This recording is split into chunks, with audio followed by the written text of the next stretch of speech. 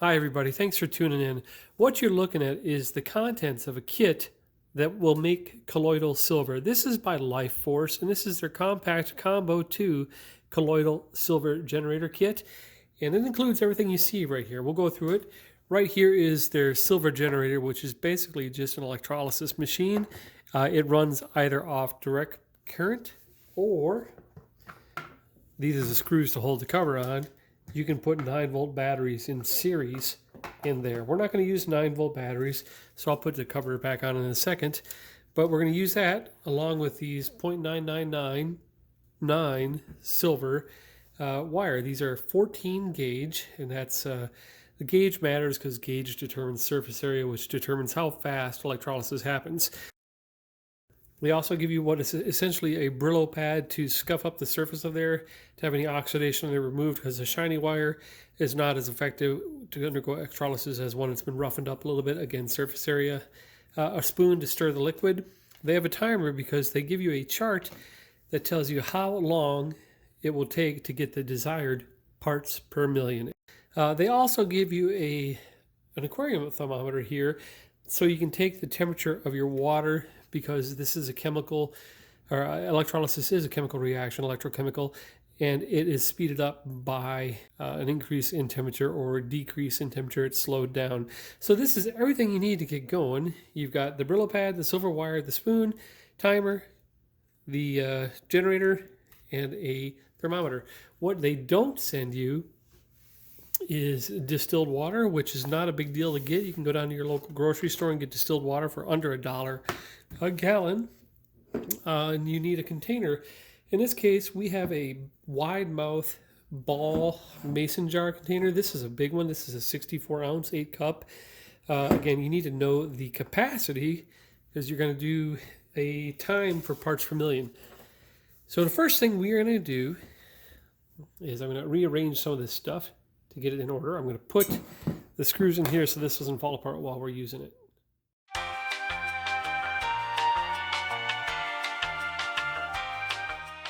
All right, we've got this secured.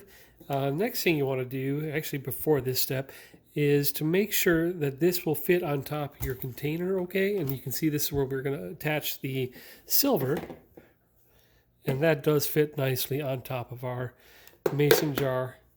I've got an extension cord rigged up so we can put this, plug it in without stretching too far. And we're going to go ahead and fill this full of distilled water to within 3/4 of an inch to the top.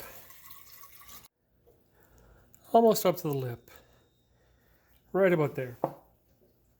And that was about 75 cents worth of water. Now we're going to take our 2 silver wires, and with that Brillo pad, we're going to scuff them up. Basically remove any surface oxidation. We'll wipe them down with a clean cloth here in a second. Just use a clean kitchen towel there. And now, because we have a deep container to make this, I'm going to form these into a J, like that. If I were to have a much more shallow container, I would form it into a U, so it wouldn't be as deep. And then we're going to go stick them in these little receptacles here. To operate these, you just push them down. They're spring clamps. Put the straight end in there, and then release, and it should hold it. I'm going to get the hooks going in the same direction. And there we go, 2 J's, 2 hooks. And now we're going to go ahead and put this in the water. Have it sit there. Now, of note, with many of these colloidal silver generators, there are no on-off switches. There is an LED here. The on-off switch is essentially the water. That's going to complete the circuit for electrolysis. We'll plug this in. You can see that that light has gone on. Let me turn off some of the lights here. Yep, I got real close. I'll zoom in here. That light is going to start out dim and get brighter as the circuit continues a little better. So right now we are going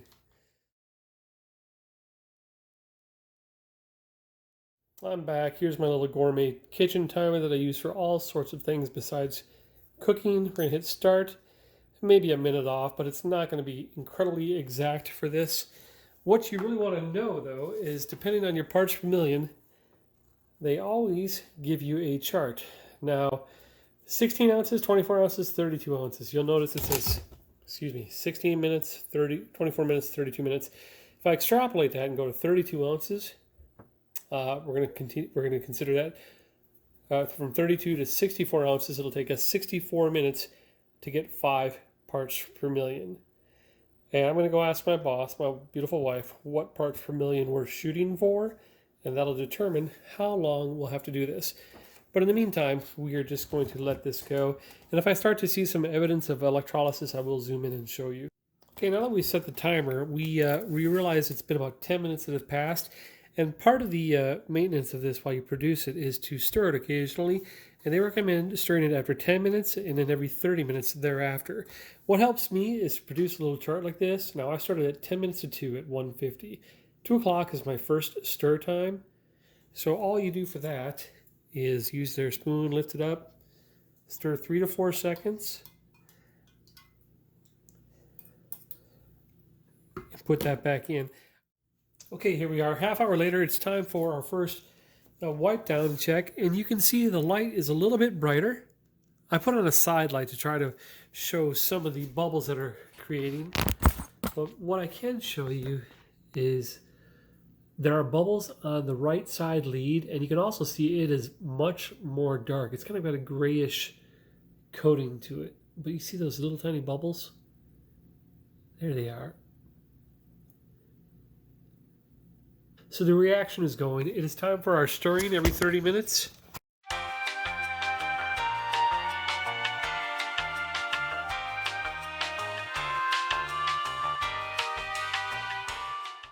And we're good for another half hour. I'm shooting for about 15 parts per million. Just to give you an idea, these two 6-inch 14 gauge silver wires will produce about 75 gallons worth of colloidal silver. If you wanted to go buy one of these at 30 ppm, this is about $25, and this is 8 fluid ounces, 1 cup. We're doing 8 cups here. So we're good for another 30 minutes. We'll come back. This will be bubbling more. It'll be more discolored, and it'll be a little stronger. Okay, we're a little bit off schedule, but you can see we need to pull this again and wipe it. We do have a bright yellow LED light, so we're going to stir that together, and you can see the black stuff that we're going to wipe off that silver and set it going again.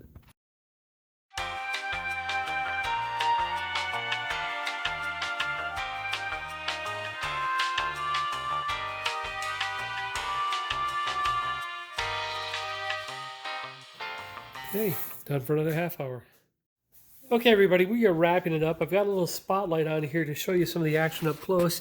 You can see the 2 pieces of silver in there. If I can get, yeah, there's one. See that, all those bubbles coming off? And you can see how bright this LED now, that water is very much charged and really conducting well between those 2 silver wires. You can see the one is covered with a black residue, and that's really bubbling. And that's when we wipe off every 30 minutes and stir the water to keep it going. But we are now at the end of our cycle for a 15 parts per million. It's about 72 degrees in here, so you got to use your chart. We are using a 64-ounce container, so that's 192 minutes, and we are at 185 minutes right now. So the next 7 or 8 minutes, I will turn this off, close it up, and keep it in a dark, cool spot. But that's essentially how you use a colloidal silver generator. This one is particularly made by Life Force. I apologize for using such a big container. In the future, you'll use smaller ones and it'll go much quicker. The only thing you have to do is keep the silver rods a good 1.5 inches off of the bottom of the container. So instead of making little J's like that, you'd bend them almost into a U shape. But that's it. That's how you save a lot of money and make a really useful product. Thanks for watching. If you have questions, stick them in the comments. I'll get to them when I can. Later.